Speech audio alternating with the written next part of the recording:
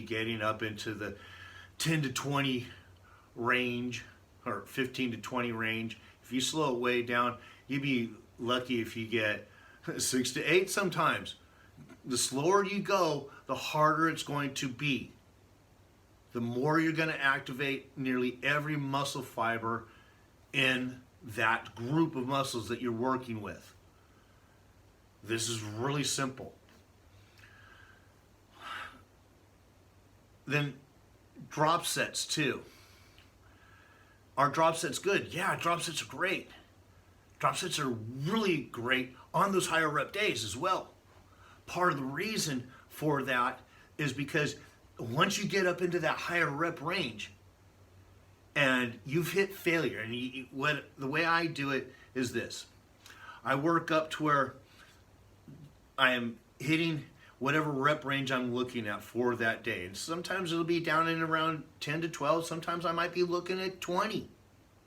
I will change and I'll throw it all over the place because I do believe in constant change. Constant change. Constant change. Constant change. What did he just say? Constantly.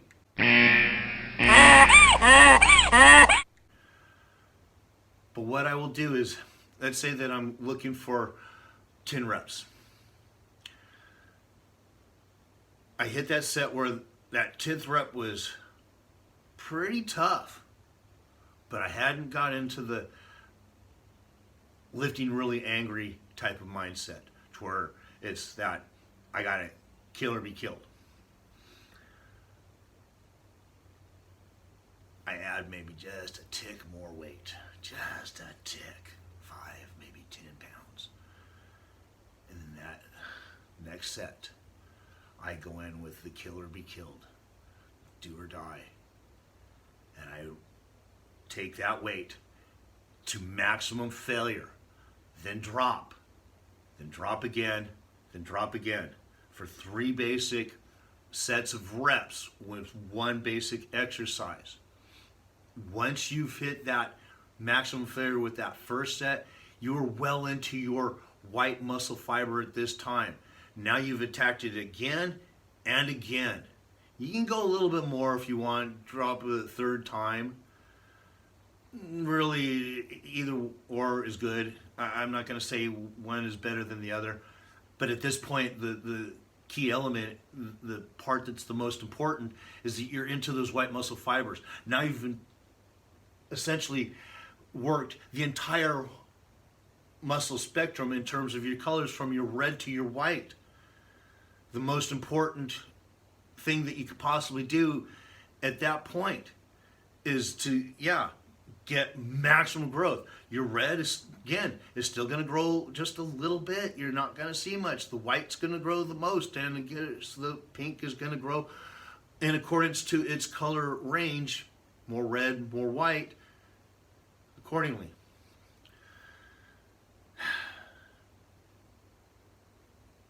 Frequency. How many times a week?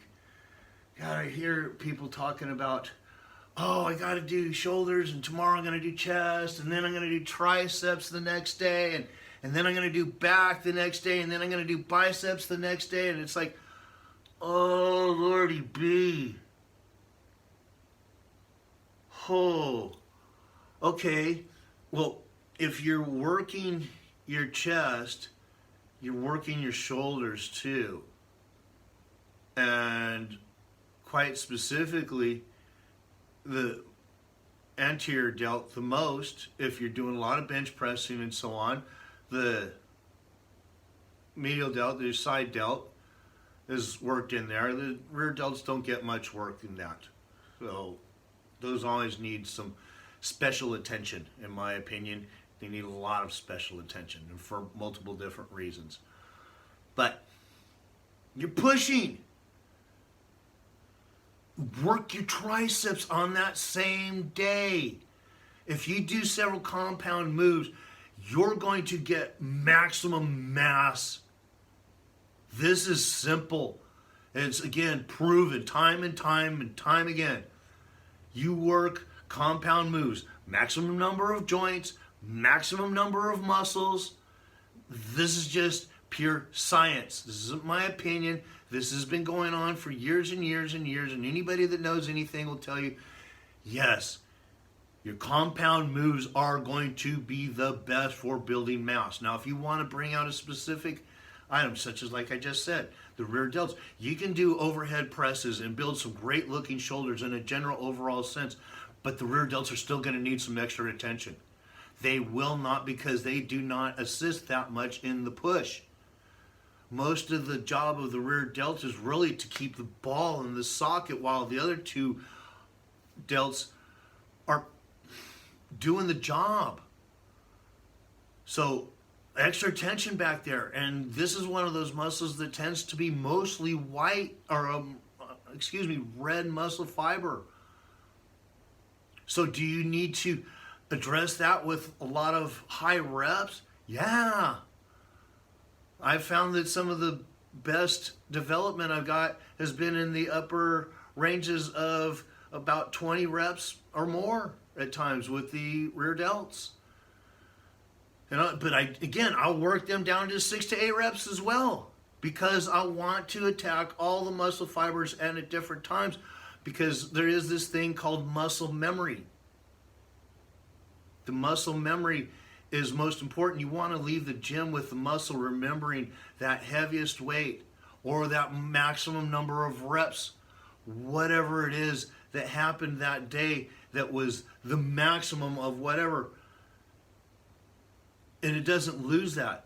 So you end up with this body that's used to doing a lot of reps, it's used to doing high weights, and it's got this muscle memory to do these different things at different times, because it's walked out of the gym knowing high weight, 1 rep, maximum effort. It's known, maximum reps and medial to lightweight, but going forever and ever. It's got it all. But when it comes down to the frequency, and particularly as we get older, 3 to 5 times a week at the most. I hear guys talking about, I go 6 to 7 days. Take a day off. They're breaking all these body parts up. If you're working chest, work your shoulders and your triceps at the same time, build that mass.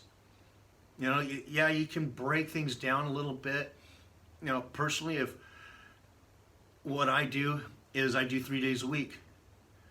And the 3 days a week is push, pull, and legs. But because I have Tuesdays and Thursdays and Saturdays, if I need to bring something out, a little bit of extra work, I can do so. But the body needs rest. So if you go in and you give maximum effort, for as much effort as you give, the body needs rest. If you're 20 years old and you tear the body up, it's going to heal fast. As you age, that process slows. You're not going to age. You're not going to heal as fast. And unless you're on gear, and even if you're on gear, it doesn't matter. You're not going to heal as fast as a 20-year-old. The older you get. A 25-year-old typically isn't going to heal the same as a 20-year-old. And the older we get, the further away from that we get. It's just that simple. The more the rest of the body needs. So, and of course, if you aren't going to maximum effort, you could train every day.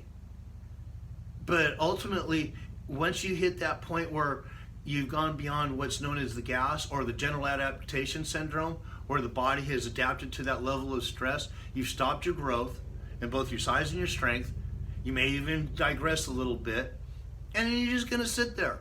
Now, for the most part, all you're doing is cardio with weights.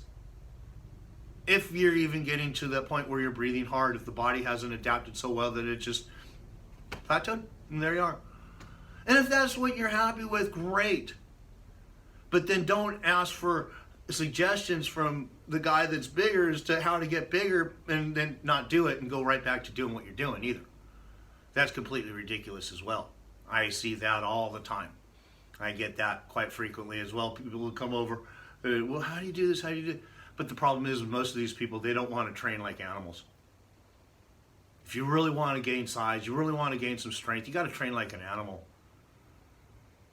The biggest bottom line is you got to stop being a pussy when you're in the gym. This is the biggest thing. This may sound harsh. So what? So what? Sometimes the biggest part of truth is swallowing what is the hardest part, is the realization that you're just not putting in the effort. Like I said, I see these guys with their little books and they're doing the same thing that they were doing almost a year ago. And no signs of improvement. And some of these guys would ask me, what do you do, how do you do? And they go right back to their little book and writing stuff down. What you had yesterday doesn't matter to today. Every time you go in, you figure out the rep range. It's going to be high, medium, low. And you start with a few warm-ups. You get to that last working set. You need one working set. That set that it was hard, was set before to get to 6 to 8 reps. And you added a little bit more weight. Now you go to failure. And you're done. And you move on. One working set. You can count all those sets up to that. You can count them as warm-ups. You can count them as the last couple beforehand as working sets because it was starting to get heavier. Doesn't matter. Doesn't matter. The one that matters, and the only one that really matters, is that one that you went to failure on. It's the only one that matters. I don't care what anybody tells you. But the more you maximize that, the more you're going to need rest. So to think that, well, I did this, and in 72 hours I can go right back to this. Yeah, you might, but if those muscles are sore, you're probably not doing the best thing for yourself. You're probably going to get into overtraining. You could probably risk some injury at that point. So, that's it. You want to maximize your efforts, you've got to go to failure. That last set has got to be a failure set. It's just the bottom line. And listen to the body. The older you get, the more rest you're going to need. So don't listen to the gurus, or particularly if you're listening to like some of these bodybuilders that are talking about, you get some super heavyweight bodybuilder that's talking about training twice a day and doing all this crazy stuff. Number one, most of those guys are on gear. They've been doing it for a long time. They're way beyond what the average guy is.